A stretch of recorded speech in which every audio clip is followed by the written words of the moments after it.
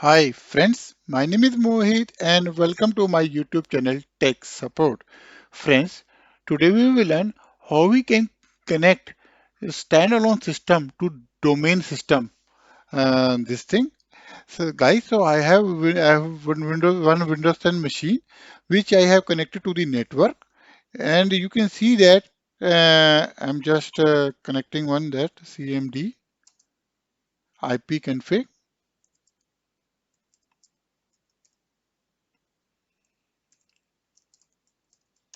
So I have connected with the tech support domain, as you can see that is at PC11, but it's not on a domain now. But now I have to connect this machine, this system to the domain network. But this machine is automatically get the IP address from the network because I have installed a DHCP server on this network. I hope you have seen last video. And 41 is this thing. Now I am connecting this system to the domain name. So here I am putting this one. Now I am connecting the advanced setting. Here you can go to the computer name, go to the change domain name, tech support. Here I am clicking on the OK one. Now it will ask me the user ID and password, the domain controller user ID and password. I am putting the password now.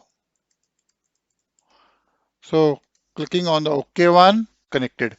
So now I'm clicking on the OK one, OK, close. Now it's asking me to restart the computer.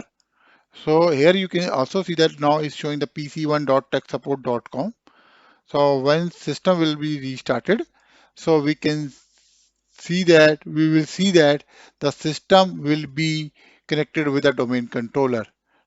So guys, now my system is restarted. Now we need to log in with the administrator one because I do not have created any other ID right till now. I will create a user ID in next video.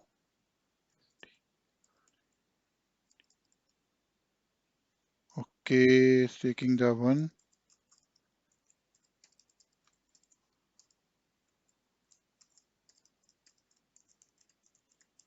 Now I'm clicking on the enter one.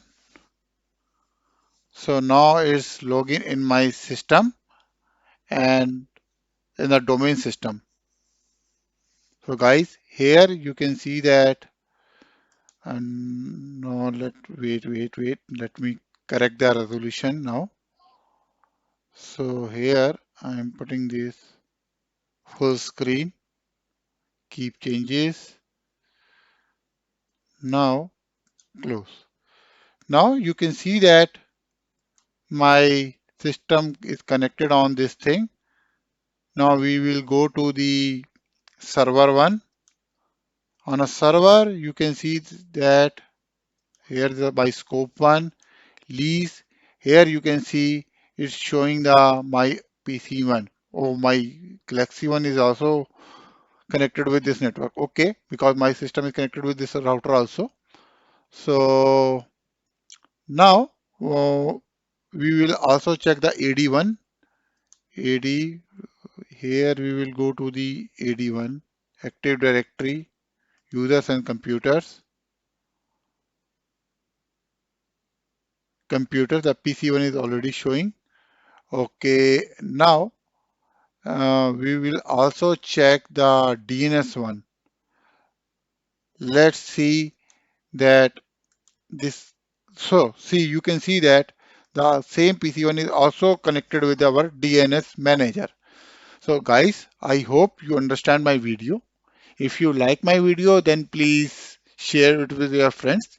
And if you have not subscribed my YouTube channel, then please subscribe. Thank you very much for watching this video. Thank you.